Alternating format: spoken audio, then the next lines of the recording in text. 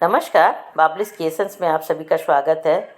आज मैं शाम का नाश्ता बना रही हूँ। तो देखिए क्या बना रही हूँ। तो उसके लिए हमने 1.5 कप मैदा लिए हैं और यहाँ पर 2 चम्मच सूजी। यहाँ देखिए 2 चम्मच सूजी है। और क्योंकि जो भी बनाना है थोड़ा क्रंचीनेस आ जाता है। और यहाँ मैं 1/4 का चम्मच यहाँ पर कलौंजी और 1/4 टीस्पून अजवाइन क्रश करके हमने डाल दिए हैं। नमक स्वाद के अनुसार। और यहाँ मैं तेल भी डाल रही हूँ, 2 टेबल स्पून हमने यहाँ पर तेल डाले हैं। और इसे अब अच्छी तरह मोइन को मिलाना है ताकि पूरे मैदा में मोइन अच्छी तरह मिल जाए, ताकि जो भी बनाया जाए थोड़ा क्रंची खस्ता बने। तो यहाँ हमारा मोइन मिलाना हो गया है। और देखिए इसे मैं देख रही हूँ, चेक कर रही हूँ। मुट्ठी बांध कर देखने से इससे पता चल रहा है मोइन पूरा मिल गया है। और अब इसमें नॉर्मल पानी देकर उसे गूँथ ले रही हूँ। और थोड़ा थोड़ा ही पानी देकर, ज़्यादा गीला नहीं करना है इसे। तो हमारा गूँथना हो गया है। और यहाँ थोड़ा तेल देकर उसे ऊपर में लगाकर उसे रख दे रही हूँ। यहाँ 1/2 कप पानी में ही हो गया है। और यहाँ मैं मसाला ली हूँ स्टफिंग के लिए, धनिया, जीरा, गरम मसाला, मिर्ची पाउडर और हल्दी पाउडर और नमक स्वाद के अनुसार। यहाँ बादाम क्रश किया हुआ है और आलू को मैश कर ले रही हूँ यहाँ पर। तो यहाँ मैं कढ़ाई चढ़ा दी हूँ स्टफिंग के लिए, उसमें थोड़ा सा जीरा डाल दी हूँ तेल डालकर। और यहाँ हींग थोड़ा सा डाल रही हूँ और थोड़ा कच्चा मिर्चा भी डाल दिए हमने। और अब आलू को मसाला यहाँ पर डालकर थोड़ा सा मसाला को तेल में रोस्ट कर ले रही हूँ।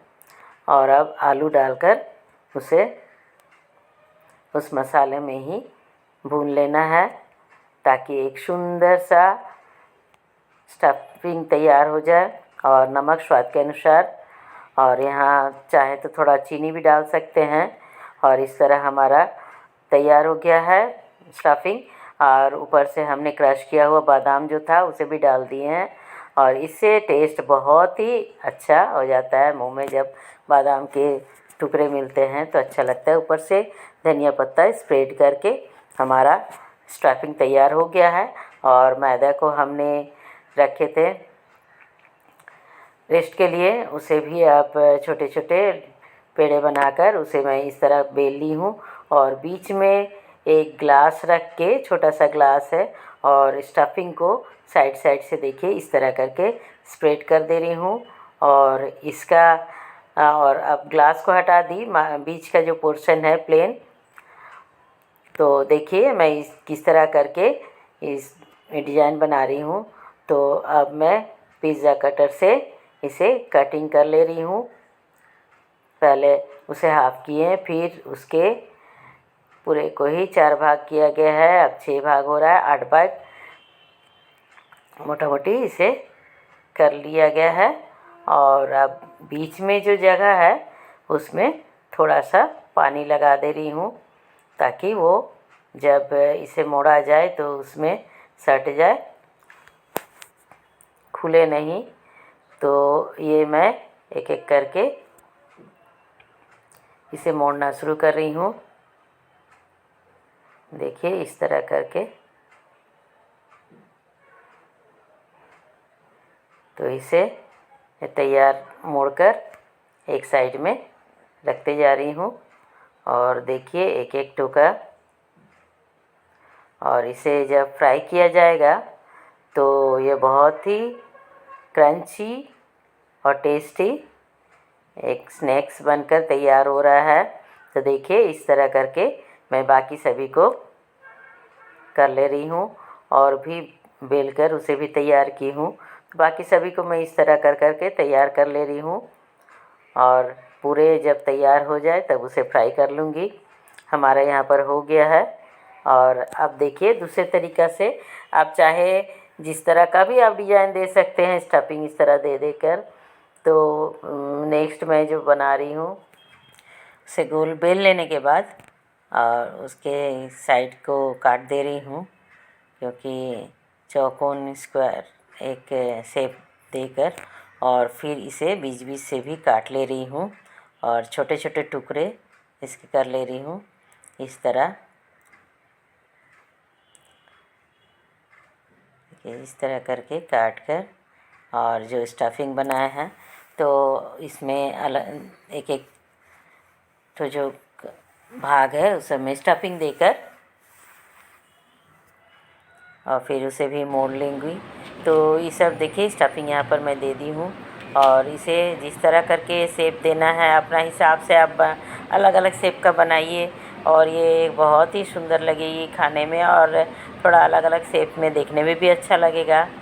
तो इस तरह करके इसे मैं सिंघाड़े का तो शेप दी हूँ, फिर इसे भी साइड साइड से जैसे पानी लगाकर, क्योंकि इसे सटा देने से फिर स्टफिंग बाहर निकलने का कोई चांस नहीं है, क्योंकि जब भाजने का टाइम हो तो उस समय स्टफिंग नहीं निकल जाए। तो इस तरह करके इस सबको और भी देखिए ऐसे करके उसे राउंड शेप दे दे रही हूँ। तो इस तरह करके भी ये भी एक शेप हो गया है और नेक्स्ट फिर और भी शेप बना रही हूँ बेलकर और इस तरह करके इसे भी चौकोना काट कर और फिर इसे 4 भाग काट ली हूँ और इस सब में भी स्टफिंग डालकर इसका भी एक अलग डिजाइन हो जाएगा। तो फ्रेंड्स आप लोग को ये कैसा लगा कमेंट्स करके बताइएगा और जो लोग अभी तक सब्सक्राइब नहीं किए हैं तो प्लीज़ सब्सक्राइब कर दीजिए और लाइक शेयर कीजिएगा और हमें इस तरह करके सपोर्ट करते रहिए। और देखिए कि यहाँ पर मैं अलग अलग तरह का ये स्टफिंग देकर बनाई हूँ, तो ये शाम का नाश्ता में तो बहुत ही अच्छा लगता है। इस तरह का कुछ ना कुछ गर्मा गर्म हो तो आप लोग भी शाम को कुछ ना कुछ बनाते ही होंगे, तो कमेंट्स करके बताइएगा कि आप लोगों ने क्या बनाया, क्योंकि ठंड का समय है तो शाम का कुछ गर्मा गर्म होना चाहिए। तो इस तरह बाकी यार सभी को भी मैं ऐसे करके बेल कर और उसे अलग अलग भाग करके और देखिए अलग अलग डिजाइन में करके इस तरह हाफ भाग को मैंने काट लिए हैं और हाफ को इस तरह करके और फिर स्टफिंग डालकर फिर उसे फोल्ड कर दे रही हूँ। तो ये भी एक तरह का डिजाइन हो गया और उसमें थोड़ा पानी लगा देने से फिर खुलने की चांस नहीं रहेगी।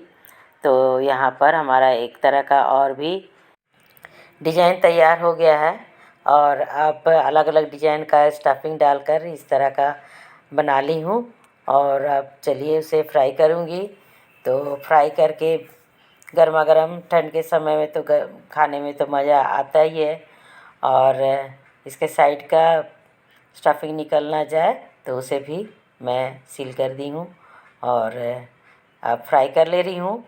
फ्राई करके और गर्मा गर्म सॉस के साथ खाइए, चटनी के साथ खाइए।